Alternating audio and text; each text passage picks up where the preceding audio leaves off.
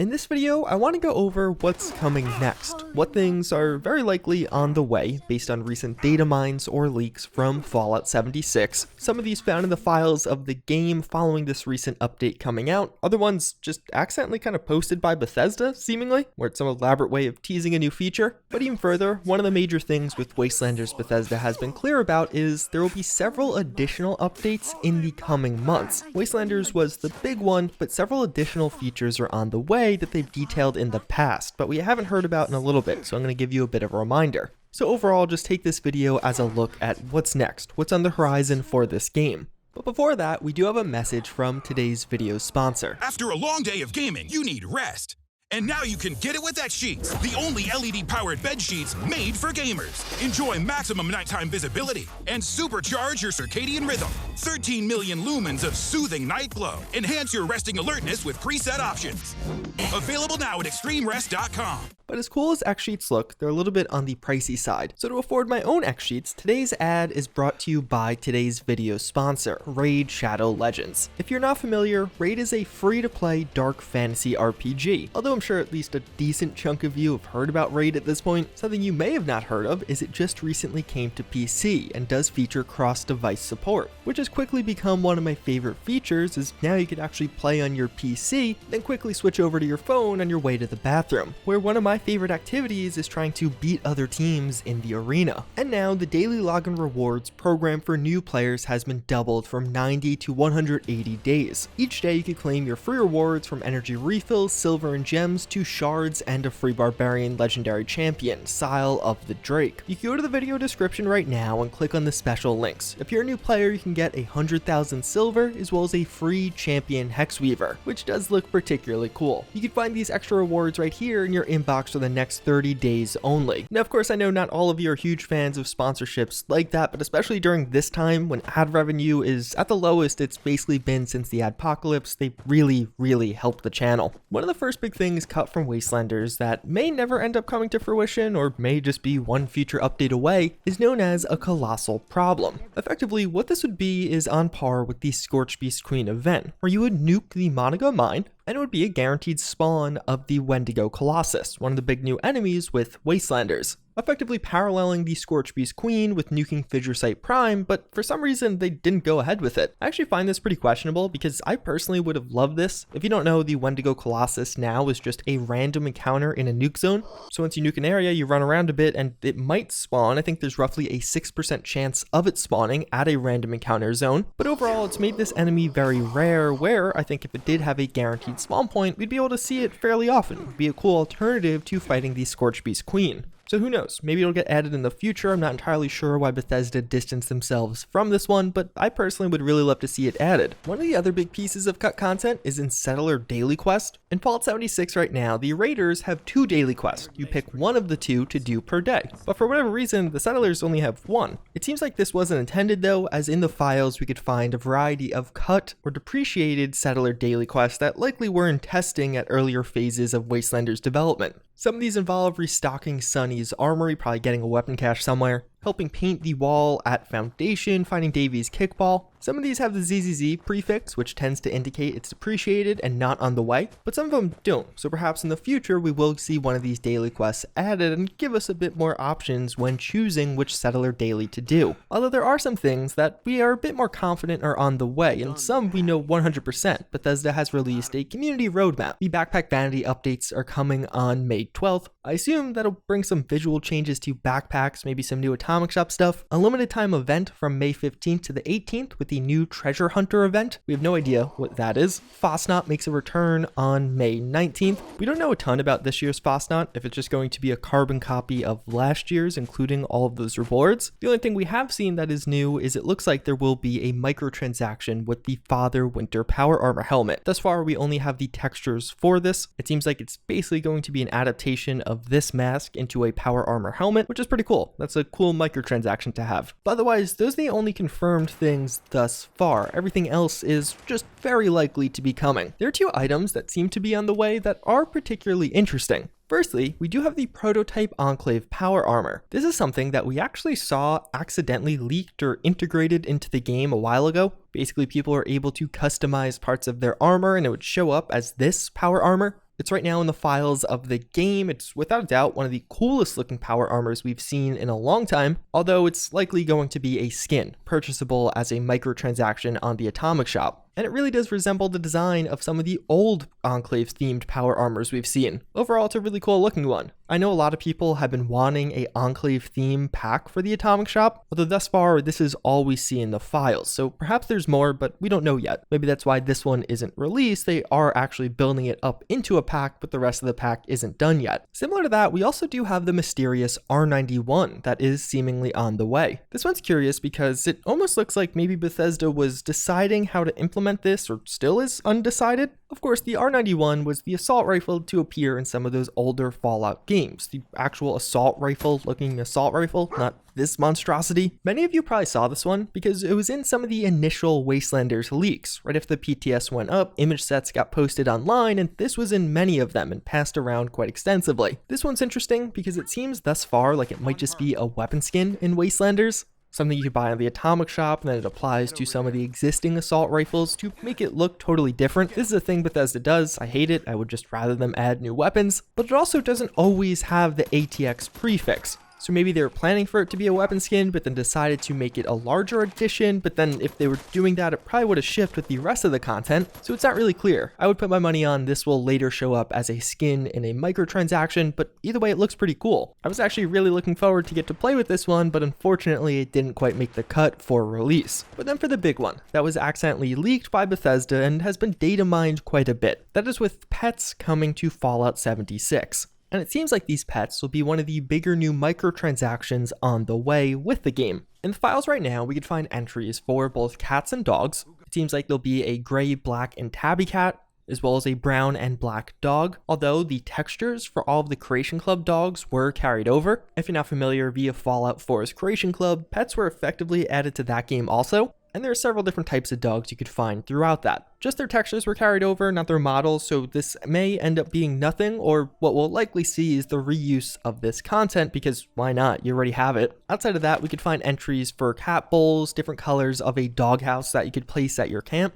It seems like there might be some tricks or training to the dogs. We could see things pertaining to a well-trained spell, how they might give you a playful growl or get sad if you don't feed them. And then also what many of you have been sending to me, it looks like there'll be several emotes that'll make your pet do an action. These were seemingly just accidentally leaked by Bethesda on the Atomic Shop right now, where you could see a pet trick for sit, speak, roll over, and to play dead. And it also seems like there might be something with hunting with pets. A lot of this seems large in part to be in the early stage. I wouldn't expect a release in the next week, or at least based off what's data mined thus far, it doesn't look like it's quite at that state yet. But who knows, maybe Bethesda has a separate build where this stuff is quite a bit more developed. Although pets could be a pretty interesting mechanic in Fallout 76. It somewhat exists already. One of the lesser known features of Fallout 76 is that in the game right now, you could actually tame or pacify a creature, but it has to be a specific random encounter. It's not just any creature. You have to find an appropriate one at a random encounter site, and then you could actually send them to your camp. From there, they will functionally just be a guard. You could look at them, they'll attack creatures that come on, and other players can actually kill them, which is by far the most frustrating part.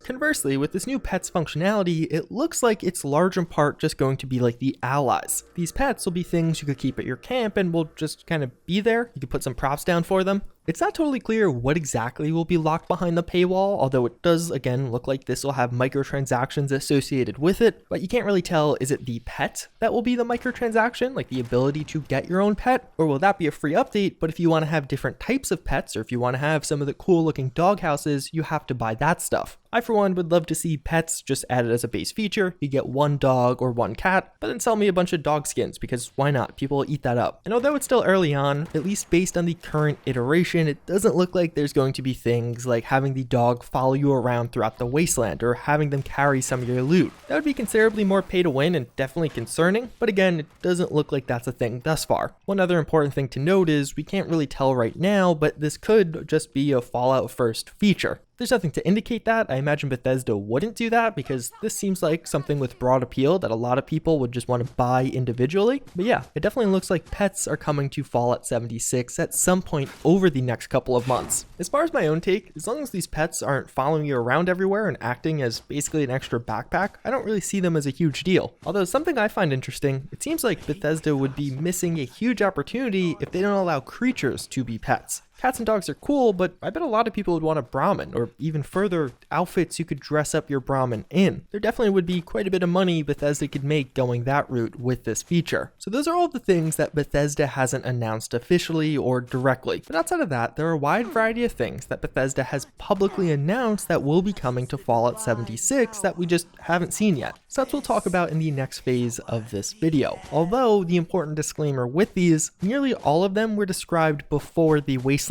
delay. So we don't know exactly if they ended up getting cut or just are much farther down the road now that Wastelanders took so much more time. One of the things originally intended for early 2020 was perk loadouts. There's a popular mod that does this, but as far as what Bethesda's version would be, they shared nothing. I know a lot of people would really like build loadouts, being able to quickly swap between your special stats or a way to just reset your special stats overall. But what Bethesda is probably referring to here is just swapping around which perks you currently have equipped. But again, we heard about this a while ago. I just mentioned it first because they originally said early 2020, so perhaps this is one of the things they're planning sooner rather than later. One Wasteland is one of the big things they talked a lot about as of late, specifically at PAX East. Basically, what One Wasteland was going to be would be a renormalization across the entire game. So let's say you and your friend are doing an event together, the enemy you're fighting will be equally challenging for both of you. There would be no more level 1 enemies that level 50 characters can one-hit, it would just be difficult for you generally. One of the cool things they could do with this, but who knows if they would, was assign a difficulty level. So if you want to play on hard, where enemies are just typically scaled to be a bit higher level than you, they could do so. Or alternatively, if you want enemies to be much easier, which I bet most people would, they scale a little bit less aggressively. This just seems like one of those features though that would make playing with low levels a lot more fun for those veteran players. Honestly, probably would have been really good to have right around Wastelanders. The legendary perk/player system is another one we've heard a lot about. We've actually been hearing about it for like a year now. It's been a while. It seems like the last time they talked about it was QuakeCon, and we know this system has undergone some changes. It looks like it was initially intended for summer of 2019, but probably sometime this year. In effect, the way this would work was, after you hit 50 levels in Fallout 76, you could pick a legendary perk. This would be a perk available under one specific special stat. So once I hit level 50, I could take one of the legendary strength perks. This would be a beefier perk, giving you some extra bonuses over the traditional ones, although one of the big features was you could actually use this on totally new characters. So if you start a new character, you could right off the bat get that bonus from the legendary perk you got on a different one. And 50 levels is pretty significant. Getting to level 50 isn't super hard, and level 100 is not easy, but it's not super difficult either. But from there on out, it gets increasingly difficult to level up, so actually getting several of these legendary perks would be a considerable investment. One of the other big ones we've heard a lot about is the second phase of the events overhaul. Earlier in 2019, Bethesda updated the event system, now kind of dubbed the Public Events Update. When they did that, they mentioned how, and have mentioned several times thereafter, that a second wave of event updates would be coming. This would bring things like a performance-based reward system. So let's say you're actively participating in the event, but maybe don't get a shot off on the legendary creature that pops up, or don't manage to get a hit off on every enemy, you will still get some of those benefits, specifically the legendary loot. If you're actively participating, you would be rewarded. One they mentioned just recently in the most recent Inside the Vault was how the PTS would be continuing, and this echoes what they've said in the past. The private test server has been described as essential in making sure that Wastelanders shipped with minimal issues, and thus far it seems to have actually worked pretty well. There are bugs here and there, but nothing major, nothing super game breaking, and definitely much better than past DLC releases. It's not totally clear how this will work going forward, but they do mention that they want to expand it, invite quite a few additional users in,